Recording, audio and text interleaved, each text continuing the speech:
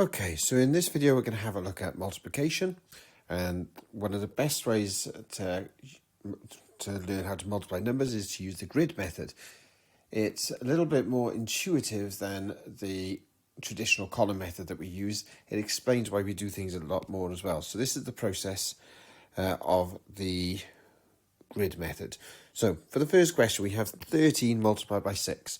So what I want to do is to look at how many digits there are in each number. So in this first number here, we've got two digits, the 1 and the 3.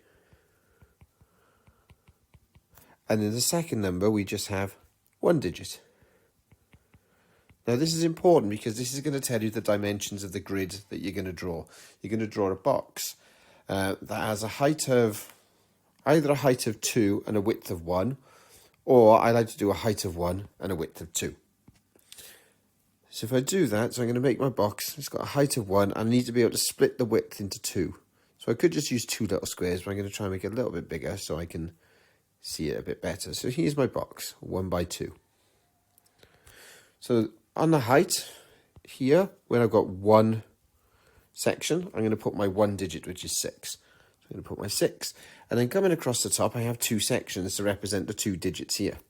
So you just have to remember that the first digit, that 1, represents 10. And the second digit, the 3, just represents 3. And then we're going to multiply these digits together. So we have 6 multiplied by 10 will be the answer in the first box. So 6 tens are 60. And then for this box here, it's going to be 6 multiplied by 3, which is 18. Now all we're going to do is to find out the final answer to this multiplication is to add these two numbers together, which is relatively easy to do in our heads. If you need to do it at the side, you can do it at the side. So 60 plus 18. So it's relatively simple, this one, to give you 78. So I can just write the answer 78. Okay, the second question. So again, what we're looking at is the number of digits. So this is, this time, 3 digits here multiplied by 1. So we have a 3 by 1. So when I draw my grid, I'm going to draw a 3 by 1 instead of a 2 by 1 like last time. 2, 3. 1, 2, 3. So I get a 3 by 1 grid. So again, my height here is the 1 and my width is the 3. So I'm going to use the 9 as my height. And then the width is my 3 sections for the 3 digits here. So the first digit, the 2, don't forget, is 200. The 8 represents 80 and the 1 is just 1. And now we're going to multiply through. So to find the answer to the number in that block, it's 9 multiplied by 200. Well, 9 multiplied by 2 is 18, and 200 is 100 times bigger than 2, so I can make 18 100 times bigger.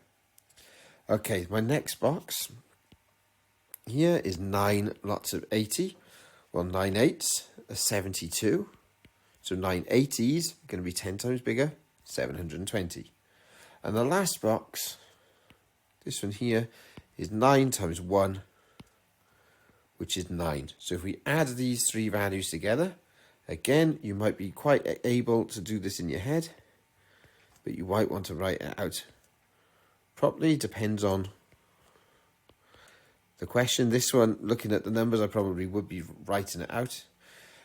So I have 0, 0, 9 on the right is 9, then 0 plus 2 is 2 tens, and we have 800s plus 700 is 1500, so I can put the 5 down and exchange over there into the thousands, and then I have the 1000 plus this extra 1000 I've just made, which is 2.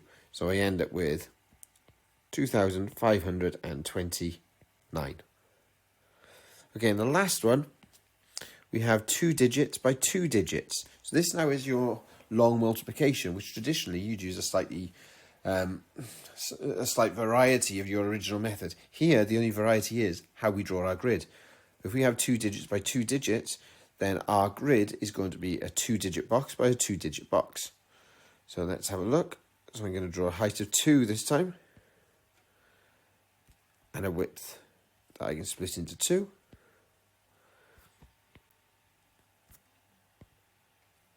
So I can now have, both of them are 2 digits, so it doesn't matter which one I put on which side, but I'm going to split, if I take the 46, I'm going to split that up into 40 and 6, and the 23, I'm going to split into 20 and 3. So again, this first box comes from doing 40 times 20, or 4 2s are 8. 40 is 10 times bigger than 4, so I put a 0. 20 is 10 times bigger than 2, so I can put another 0 in. This box here will come from multiplying the 40 and the 3. 4 3s are 12, so 43s are 120. This box, we're multiplying the 20 by the 6. 2 6s are 12, so 26s are 120. And then the last box here comes from multiplying the 3 and the 6. 3 6s are 18. So now we get to add all these up together. So let's see how I do it this time. So to try and make my life easier, well, I can add these two up fairly easily. 818. So I can add 818. And I can add these two up quite easily to get 240. So instead of adding 4 numbers together in a long sum, I've added them in pairs, and then we get 8, 5, and 1000. So we get 1058.